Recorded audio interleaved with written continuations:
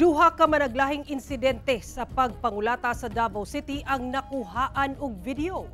Usa kay gibuhat sa kapulisan sa maong mga kaso. Saruntang dugang detalye sa live report ni Johndy Esteban. Johndy.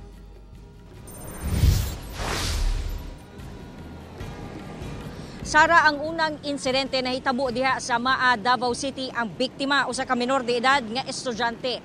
Sa laing insidente, ang biktima usa ka call center agent nga nahitabo diha sa MacArthur Highway. Ani ang report. Viral video kini sa kagubot nga nahitabo kagahapon sa hapon, January 23, dapin sa kalsada kanto sa usa ka dakong subdivision sa Maa, Davao City. Sumala sa Davao City Police Office ang mga nalambigit pulos mga minor de edad. Ang gitabangan og kulata, naka-uniforme pa ug nagdala og bag. Kay sumala pa sa kapulisan gikan sa eskwelahan ug pauli na unta dihang kalit daw kining gikulata. Base sa investigasyon, ang gibukbok 13 anyos, ang nakaputi 16 anyos.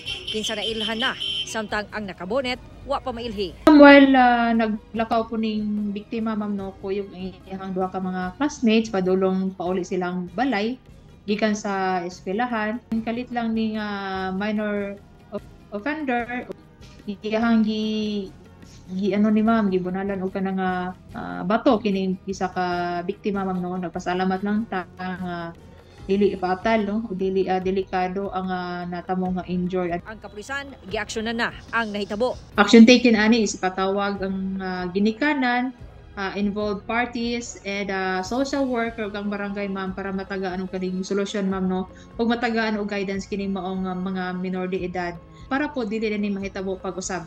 Midangot sa barangay ang biktima kauban ang iyahang ginikanan.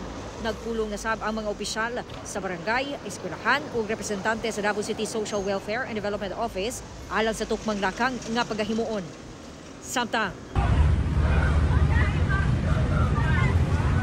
laing pagpangulata sab ang nakuhaan og video gawa sa usa ka coffee shop sa MacArthur Highway sa barangay Maa gihapon, alas 11 sa gabi adlong Huwebes, January 23. Sumala sa kapulisan, nangulata ang mga suspetsado sa walay igong rason.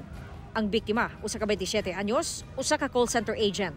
Ang usa sa mga suspect nga nadakpan dayon sa kapulisan, usa ka construction worker, 19 anyos, kinsa mag-atubang og kasong physical injury. Ang laing duha nga nangulata nakasibat apan nailhan na. Apil sila sa pasakahan og susamang kaso.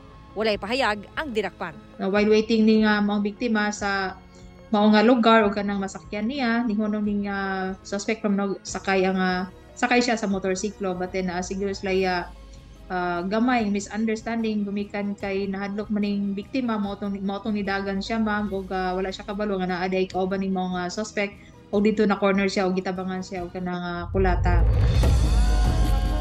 Sara, karong adlaw lang no, nadakpan ang laing suspect sa pagpangulata sa call center agent. Gihikay na ang kasong physical injury batok kaniya. Sara. Okay, daghang salamat, Johndy Esteban.